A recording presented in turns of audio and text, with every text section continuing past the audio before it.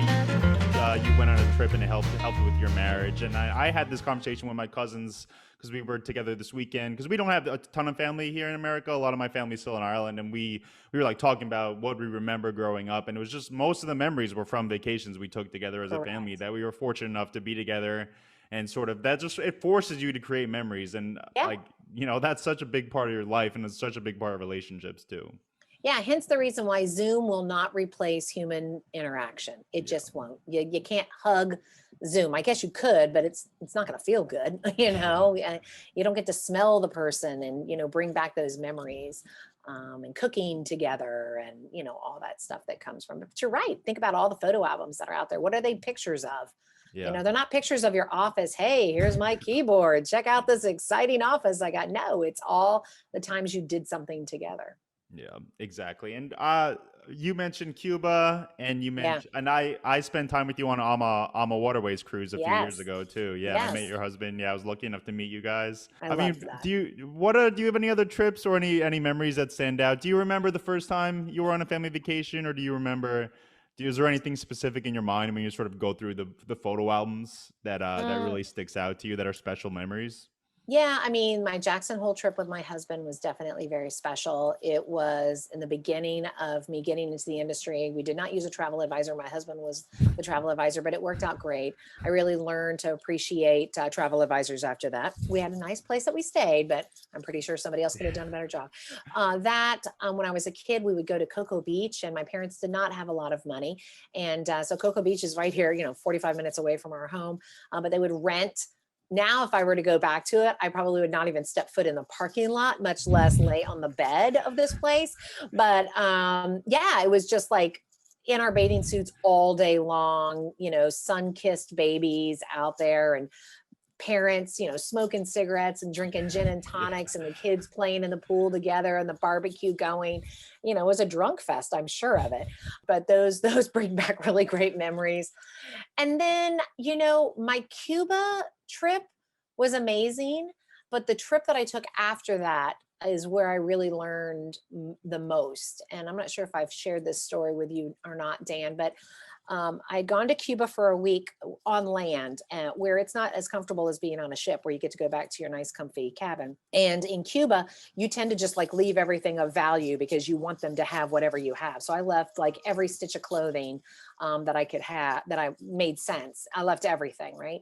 And then 48 hours later, I had to turn around, and I was flying overseas to get on the Regent Seven Seas Explorer pre-inaugural cruise. And Delta lost my luggage.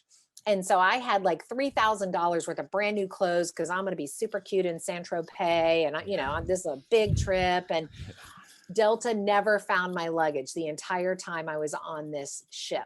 For 7 days, and I was stupid. I didn't know about carry-on bags back then.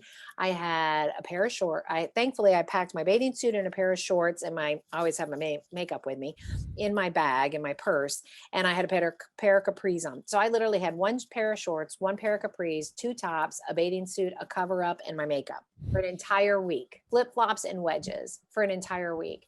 And everyone kept saying, "Oh my God, aren't you so upset with Delta? They lost your luggage." And I was like, no. I said, this is where the lesson came in. At first, I was really agitated. And then I realized, I just left a country where I had to leave all of my clothes so they had something. And now I'm on a ship where literally in Cuba, you couldn't flush the toilet paper. And literally on Regent Seven Seas, they would have, wiped my behind if I had asked them to make me happy. And it just occurred to me, I've got clothes on my back. I'll wear my hair up one day and somebody's going to think it's a new outfit. And Yeah. I never bought another piece of clothing for that entire trip. And I was perfectly fine. And so Yeah. that's probably one of the most memorable trips, was that realization. Yeah, that's incredible too because I mean, I've never been on Regent, but I imagine you would need to have some nice clothes to fit in Yeah.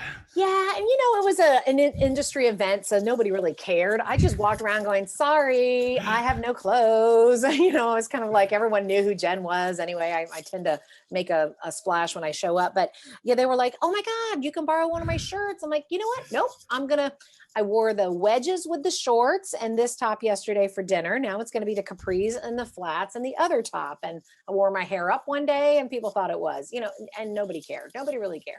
Yeah. But Regent was incredible. They like opened up the gift shop, like take anything you want. And I was like, I'm kind of a bigger girl. You have nothing that fits me, and it's okay. Yeah. Yeah, the dichotomy of from going to Cuba to a Region 7 Seas trip, that is something that a lot of people won't be able to experience, the Yeah. differences between those two. But I mean, Yeah. again, it just sort of goes back to being in unfamiliar places, I guess, and Hmm. those are the memories I think that stick with you is was when, I mean, having you mentioning that as one of the memories that sticks out of your mind simply because something negative happened too, and not something negative. Obviously, you turned it into a positive, but those It's are when, because I yeah. learned something. And I gotta think, Dan, that the other people who watched me not have a hissy fit on a daily basis about not having clothes, maybe they changed their perception about something. And that's what I mean about travel. If done right and given the right opportunity with the right lens, I literally changed the way I looked at life after that trip. It really was. Cuba was powerful in and of itself. So, It wouldn't have meant as much though had I not had clothes, right? And I had clothes. I had a pair of shorts and a pair of capris, and they washed my clothes every single day. So it was, what was I complaining about? I was in a suite on Regent Seven Seas Explorer, yeah. where they literally were like, "Can we get you some canapes?" And I was like, I can't even believe I'm on a ship, much like anyways, you just really get to appreciate stuff. And Yep. I think that's the gift that we give the world through the travel industry. I really, really do. Yeah. And I'm going to tell you, everyone who's listening, whether you entered the industry during this 2020 weird time, or you've been in it and you made it, or you had to exit for whatever reason, you are part of the big story. We are all part of this big story that, for decades and decades, people are going to be studying and going to be in awe that we made it through, that we